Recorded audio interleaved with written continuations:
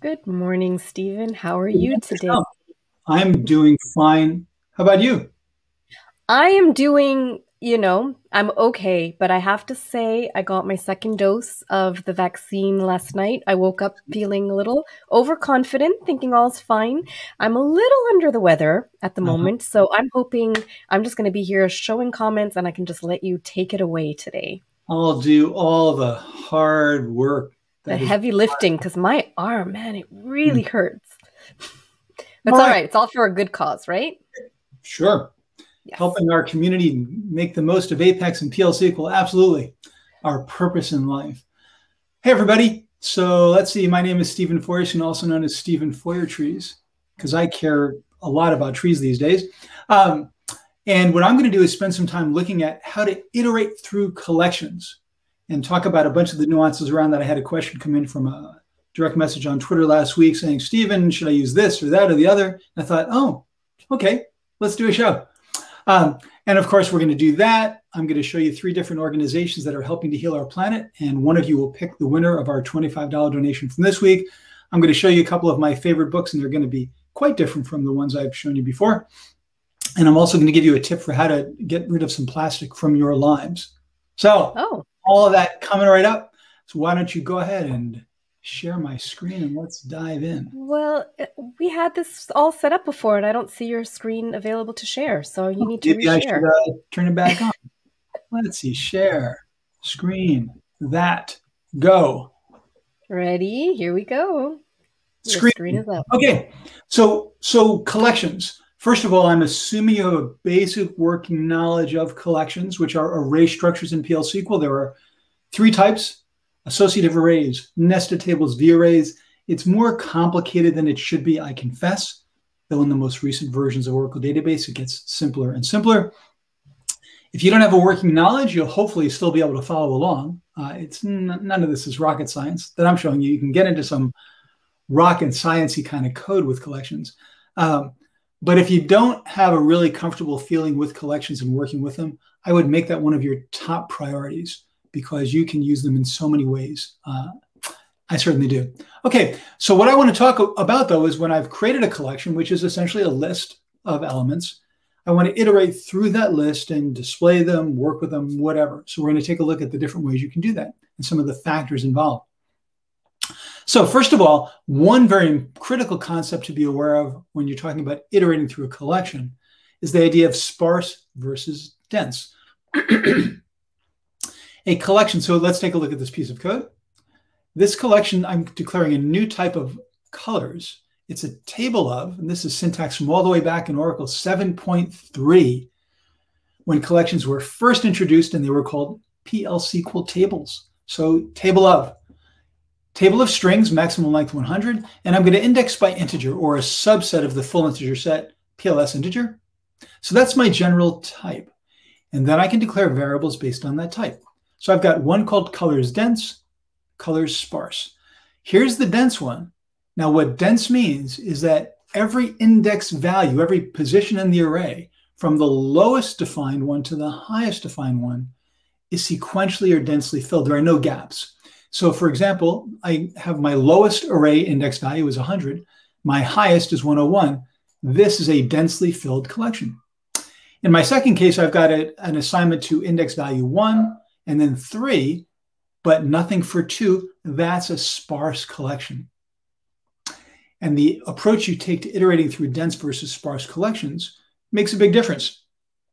And actually, one of the other aspects of dense versus sparse collections, and just a tip, I'm going to come up and ask you a question in just a moment. So listen closely.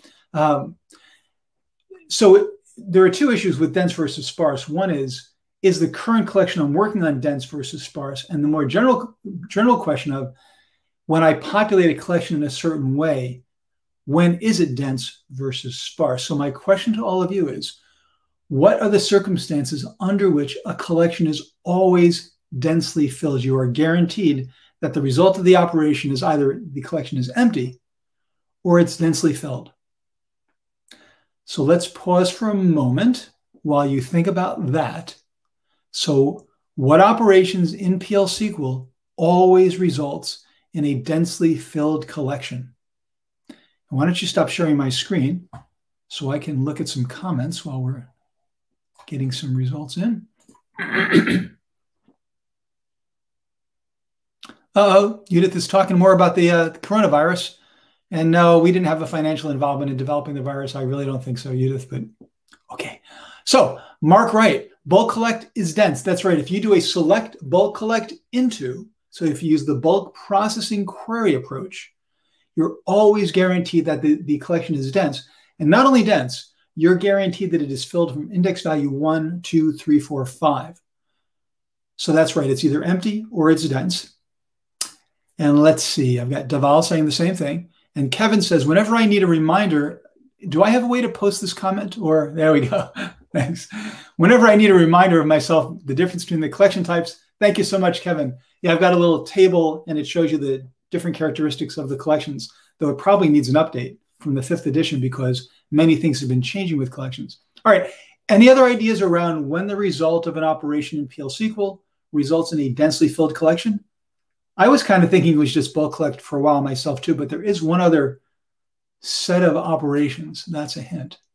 There are multiple operations relating to set, and it's multiset. So I believe I did a tip on this maybe 2 or 3 weeks ago, but if you use the multiset operations, and I'll show you just in a sec when I share my screen, multiset union, multiset minus, multiset except, and multiset intersect, the result is always a densely filled collection from index value 1, and those are for nested tables. Okay, share my screen. Thank you. Goodbye, infinite loop of images. All right, so first of all, multisets, just to remind you of that. Multiset.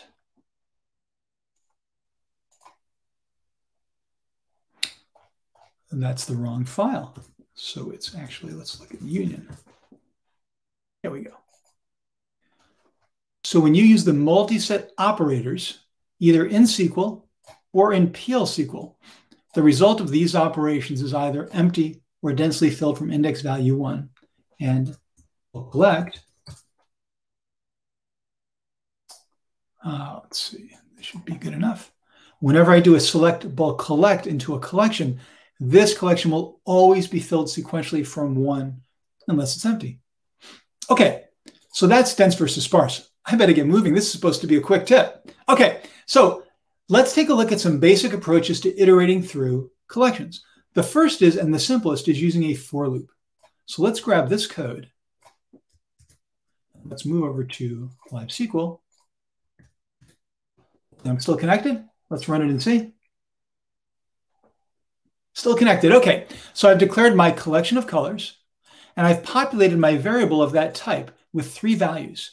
Now notice this is an example of a qualified expression, kind of like the constructor functions of nested tables and V-arrays, but for index by or associative array collections. And this is available as of 18C. So it populates my collection, and then I can say for index in 1 to the count, display the value or whatever I'm going to do. So this syntax right here is really helpful and really handy and very concise when you're working with a densely filled collection that starts from position 1.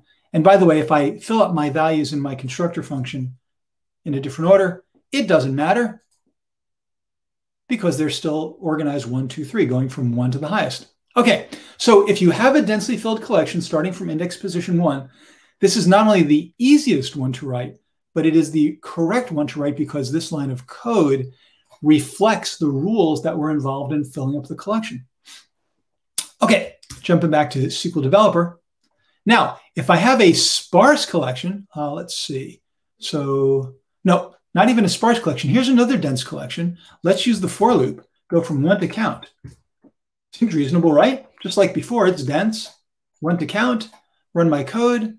No data found. So this is really interesting and also kind of confusing. PL SQL will raise no data found under a number of circumstances. This is one of them. If I try to look at or read an index value that is undefined in my collection, it raises an error. And it raises, unfortunately, to my perspective, the same error you get with a select into. So the problem here is not that it's not dense, it's sparse. The problem is that I'm not starting at 1. I'm starting at 100 or 101. So I didn't necessarily fill this collection using a bulk collect or a multi-set operation. Let's go back over here. So what do I do? Well, first of all, why is this happening? What this really comes down to is this. If I run this code, what PL/SQL is trying to do is this. So go to 1 and then go to 2 because the count is 2, and neither of these are defined. What you'd really like is that Oracle would automatically understand what you meant. Just go through all the elements in my array and display. I'll come back to that at the very end of this tip. It's something you can do in wonderful 21C. But the question is, how do I get around that? Well, okay, if I've got a densely filled collection, but it doesn't necessarily start at 1, what I can do is use the first and last navigation methods. These are methods on the collection. And by the way, and that means it's connected with the dot notation. These were the first examples of object-oriented syntax in PL/SQL way back in Oracle 7.3 when they implemented these methods. Now I run this code, and now I see blue and green. So it's still densely filled, so I can use the for loop, but I don't assume that I'm starting at 1. I use first and last instead. Now you could say, well, Stephen, why don't you use first and last always and never use 1 to count? And the reason is that if you're working with a collection that's filled by bulk collector, multisets, or perhaps some other operations, not only do you know it's filled from 1, but it should be filled by 1.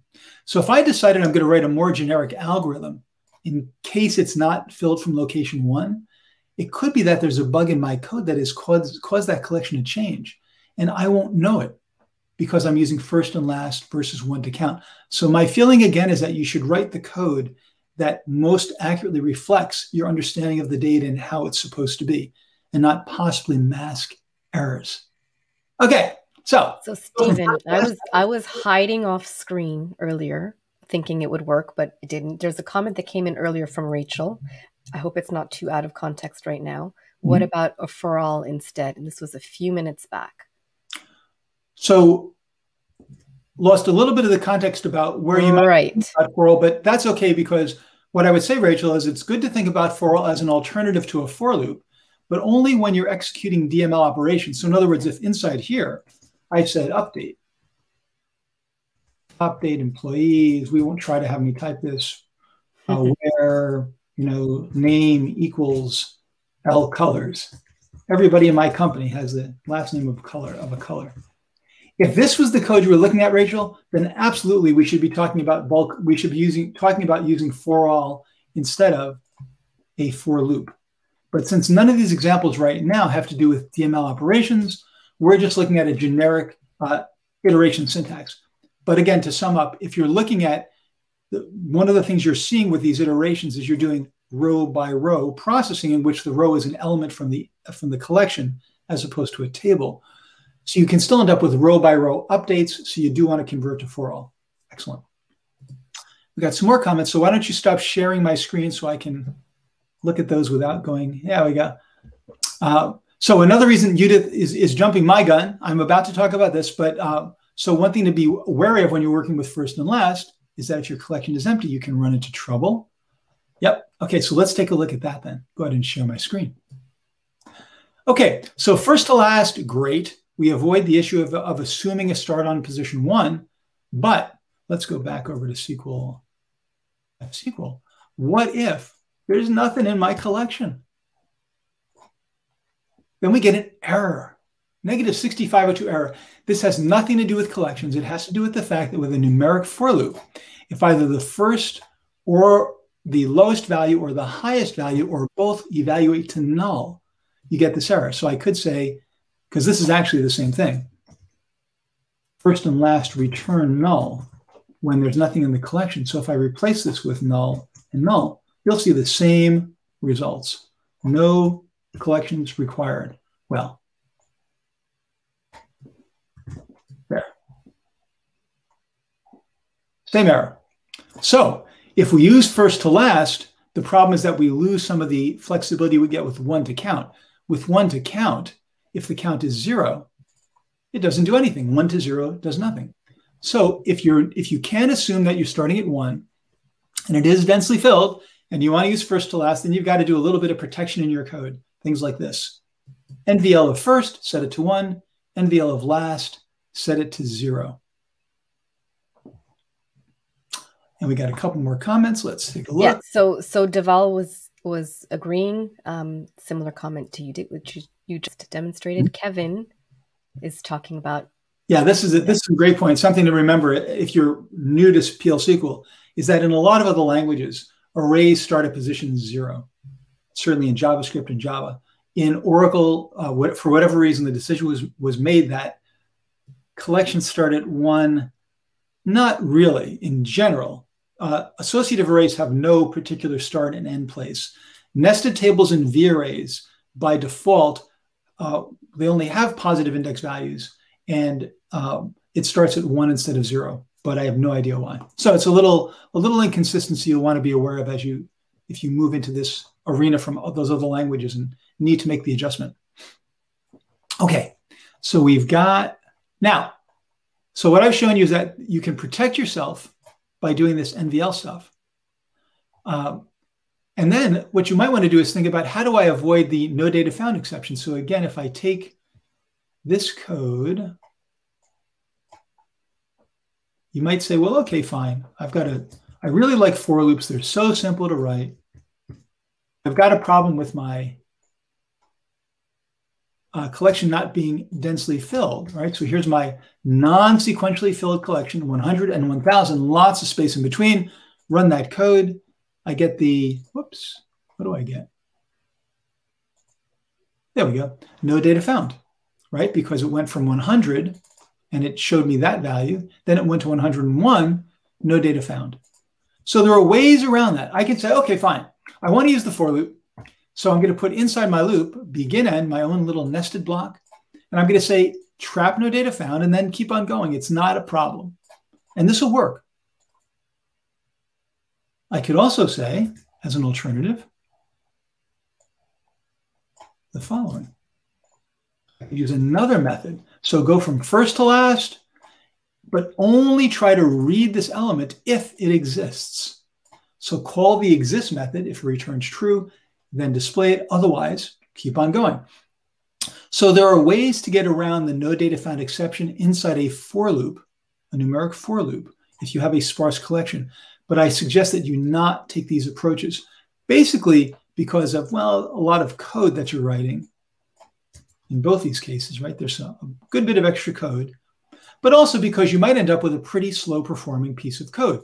So if I've only got a couple of elements here, it doesn't matter if I raise an exception and handle it. It doesn't matter if I call an exists operator. But if you're talking about thousands of elements in your array, it is expensive to raise and handle an exception. So if it literally went from 100 to 1,000 to 10,000 to 1,000,000, you're iterating enormous amounts of time. And you're raising an exception most of the time. So this is really not what you want to do. Exists won't be as bad, but it still will slow you down. And the bottom line is that if your collection is not sparse, is not dense, and you can't guarantee that it would be dense, you really don't want to use a for loop at all. So what you want to do, right, as Kevin mentioned there, you want to take a look at the navigation methods. So let's take a look.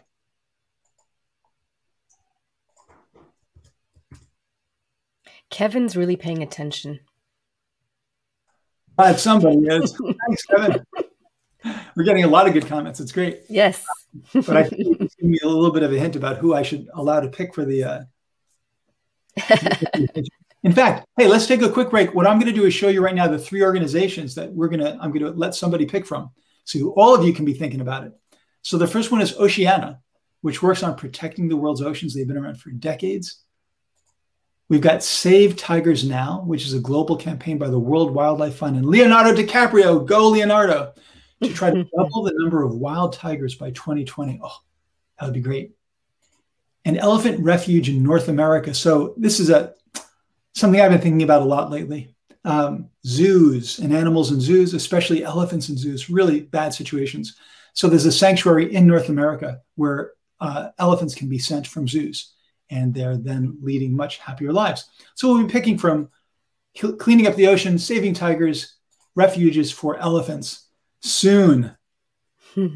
Okay, so let's go back over to Oracle SQL. So I've got my type of collections, my list of colors, and now I'm declaring an index. In this case, because my collection is indexed by integer, I'm going to index by integer here. And I've got a sparsely defined collection. So now what I'm going to say is, okay, I'm not going to assume anything. I'm not going to assume it starts on index 1. I'm not going to assume it's dense. I'm going to say start with my first or lowest defined index value.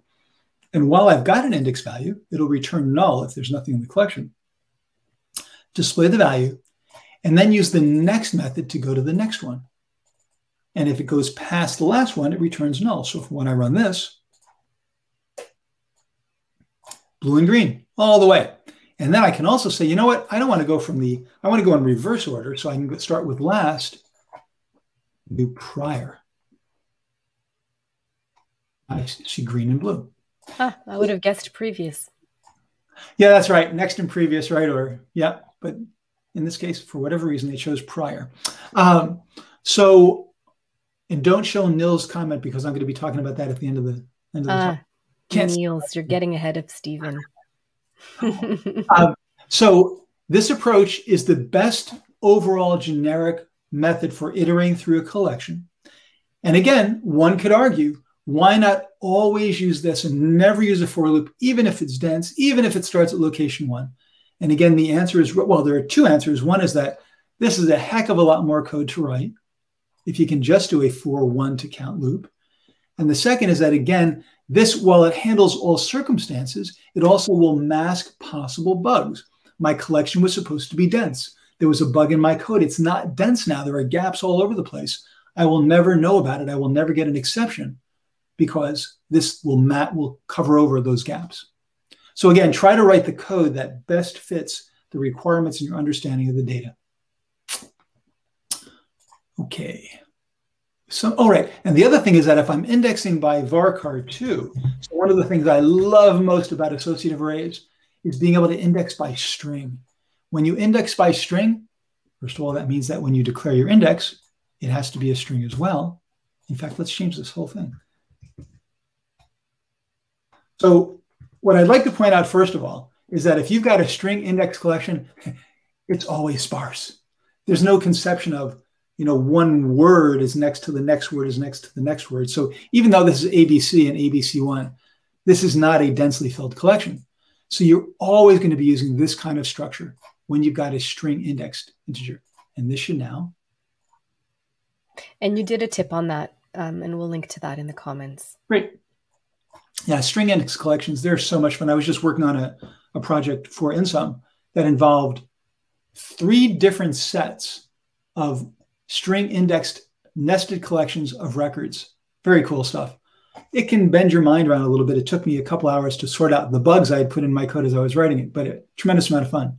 Okay, so this gives you the kind of the bulletproof approach to iterating through certainly string index collections and sparse collections.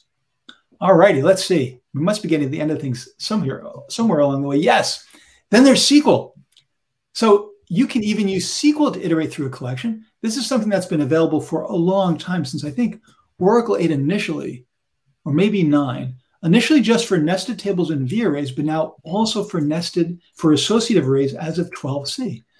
But I'm going to create a nested table at the schema level. So even if you're on 11, this will work. It's a table of strings, no index by clause, because nested tables are multisets and have officially no index. Then I'm going to declare a happy family variable, use my constructor function, give it a set of names. And then, of course, I could do the same code I showed you before, iterating through with next and prior and first and last. Or I can say, you know what? Select from that happy family as if it were a relational table by using the table operator. And you can even often leave this off now. In fact, let's try to leave it off. See if it works here. When it's a collection of scalars like this one, strings, you have a fixed hard-coded column name that you can, of course, rename. And then you can do order bys and joins and unions and whatever you want. So let's run this code. And table of view. Okay, so it still wants the table operator here. I know in some circumstances we can drop it. Oops.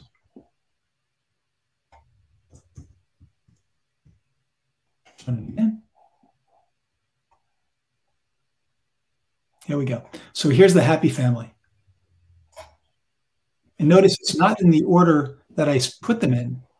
It's in the order of the alphabetical order of the name because I ordered by family name, which is the column value, not the index value.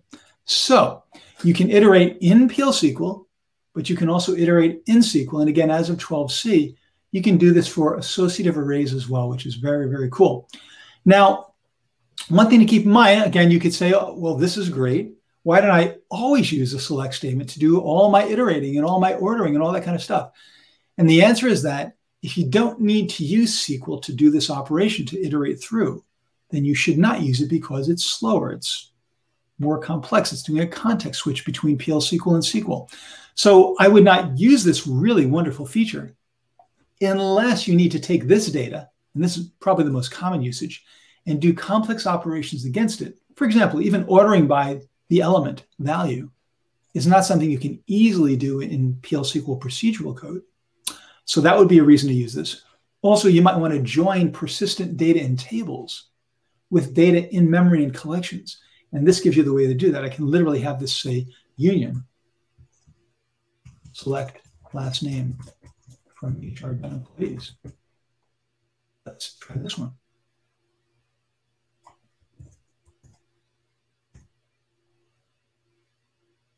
And now I get all those names together, and we should see some K's showing up soon. Come on, K's. There they are. So that's really cool. I've got in-memory data structures I've been building. And by in-memory, I don't mean database in memory. I mean in your PGA, your process global area memory. And I want to look at it alongside data and tables. This is a really great feature for doing that. Okay, and finally, in 21C and higher, 21C is a big, big release in terms of some major enhancements in PL/SQL around iterators. And I'm not going to go through all the details now. The blog post that we're publishing today will give you links that you can go check it out. It's incredibly detailed. You have so many variations you didn't have before. And in the context we've got here, look how sweet this is. So here's my associative array indexed by integer. I've got a sparse collection. And now I can just say for index in indices of the collection. And it just works. And that was Niels's comment earlier. Yes. By the way, there have been quite a few comments coming in. I haven't been showing them on the screen, so when it's a good time for you, have a glance through. Well, I'll be done with this in just a sec. Okay. So this is syntax that was originally introduced for Forall. I'm sure you're all familiar with. But now you can say indices of the collection, and it simply says, well, I've got 100 and I've got 1,000. So do that. And you can even say values. I mean, you can do many more complex things. Again, there's a couple of links to blog posts and videos that explore this in great detail. I actually haven't used it much yet, which is why I'm not going to try to do a bunch of demos, but it's really sweet stuff.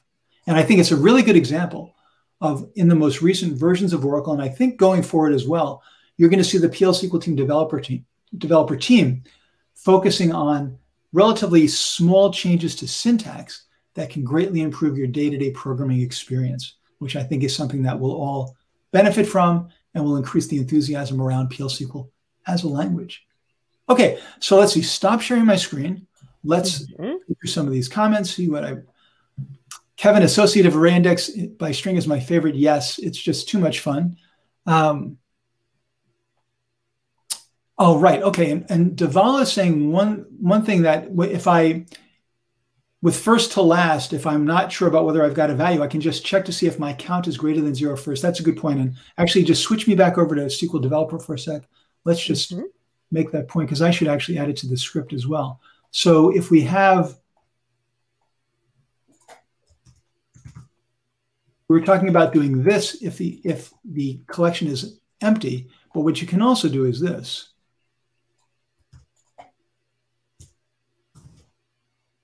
If colors.count greater than 0, then.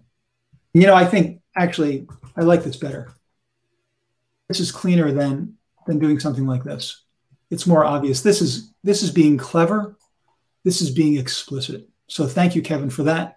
I'll make sure it goes into the blog post as well. All right, stop sharing. What else do we have? Maybe I'm too much of a purist, but my mama told me not to go accessing array indexes that haven't been set sequentially in the first place. Well, Fernando, I'm not exactly sure what you mean by that in the sense that sometimes you don't have any choice. Collections aren't always built sequentially, and for very good reasons in a number of cases.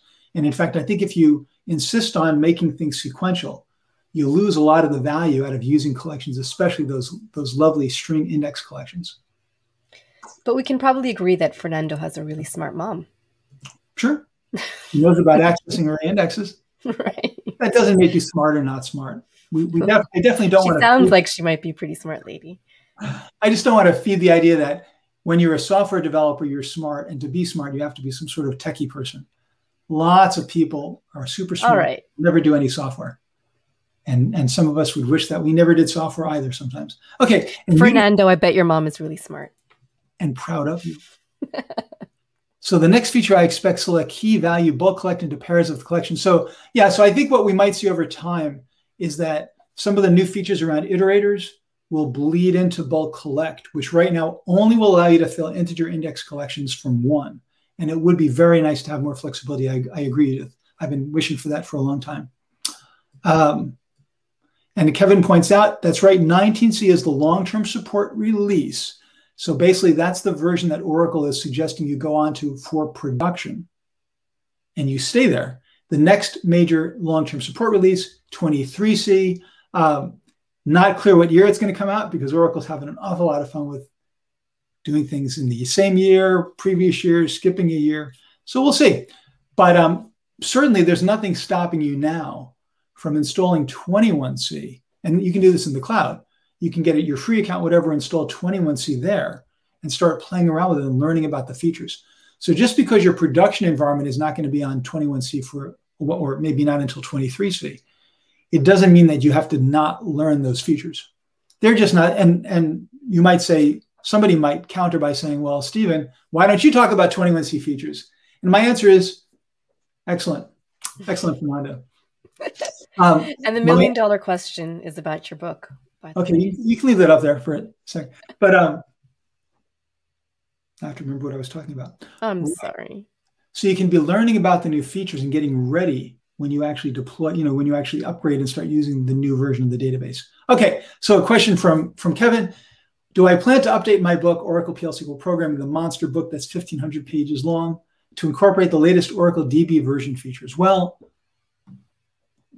not currently. I don't have plans to do that. I had plans to do that, but then O'Reilly, my publisher, notified me that they did not want to do a new edition for 21C. So maybe when 23C rolls around, they'll revisit that decision, and I may then do a catch-up for 21, 22, 23, whatever. But for now, it's going to be stuck at, is it 18 or 12? By the way, Stephen, I've been doing a terrible job of keeping you on time. I missed Mark today. Yeah. We're way off. I don't know how much it matters, but that's right. We're done. So let's go ahead and so what I'd like to do is ask Kevin. Kevin was paying a lot of attention, right? So Kevin, if you could pick, go ahead and share my screen. If you could pick among these three organizations, you tell us which one. Cleaning up the oceans, saving tigers, and creating or funding a refuge in the United States for elephants, you let us know. And then if you will stop sharing, I will talk about and show you a few things. So while Kevin is figuring that out, well, Judith, you know what? I would love to include DBMS packages in my book, but it's just too big. My challenge right now is, and the challenge around O'Reilly committing to do a new edition is a 1,500-page book is very difficult to produce. And they don't really want to spend time doing that unless it's strongly justified. Okay, so book reviews or book recommendations. I've decided to be incredibly self-serving this week and show you two of my books that you might want to consider buying, at least if you have kids. So in addition to writing my PL SQL books, I write kids' books. And I've self-published a couple. So one of them is called... I don't think I knew that. Yeah. So one of them is called Vivian Vulture and the Cleanup Culture, featuring art by my wife and also another artist. And it's about how valuable vultures are, and they are not creatures who should be looked down upon because they eat dead stuff. So Vivian Vulture and the Cleanup Culture, that was my first one. My second one is Eli and the Runaway Diaper, classic child's tale. It's just a coincidence that I have a son named Eli, but I will tell you that he did wear diapers and they never ran away from him. And he's for a long time since he's worn diapers. So you can actually find these books on Amazon, self-published. Feel free to, Wow. if you want one signed, I've got some extras. You can send me an email. We'll sort it out. And then my final tip is, I don't know about you, but I really hate to consume plastic. Every time I consume something new with plastic, I'm contributing to killing stuff on this planet. We know that plastic kills. So I try to do everything I can to avoid plastic. And one of the chunks of plastic that I really hate are those big, heavy plastic bottles for laundry detergent. Mm-hmm. Small bottles, big bottles, whatever. Lots of plastic in those and complex lids and all sorts of stuff. So I was made aware of something called Earth Breeze. So go to earthbreeze.com and they'll send you sheets. They send you a little package of sheets and it's sent in the mail. It's all paper packaging for the mailer as well. And you just put a single sheet in your laundry machine and it works great. I've asked my wife to check it out because I'm not going to be a good test of that. I'm God. And you can completely avoid buying those big bottles of plastic anymore. Now, I know there are alternatives to Earth Breeze. I know there's a company, I think. True Earth. We use True Earth. Okay. Mm-hmm.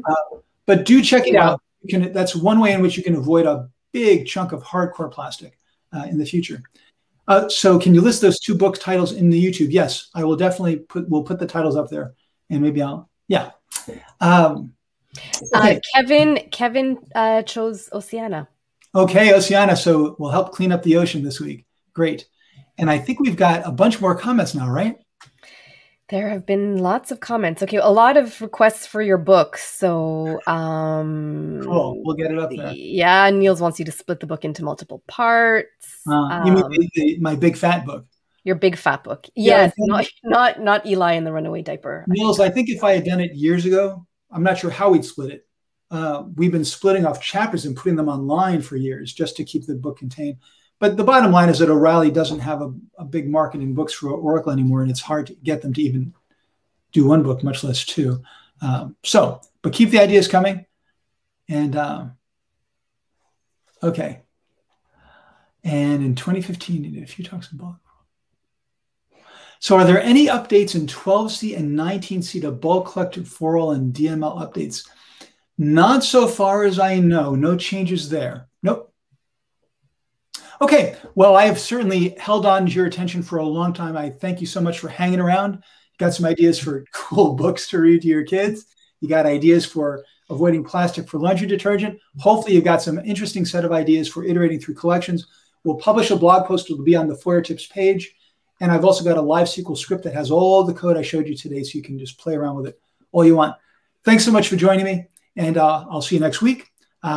And I'm going to be flying off to Florida and New York this weekend for a wedding, escorting my mom to a wedding of her granddaughter. So I'm going to have a great time this weekend. Hope you do too. Stay safe, stay masked where and when appropriate, and happy coding. Take care, everybody. Bye, everyone. Thanks.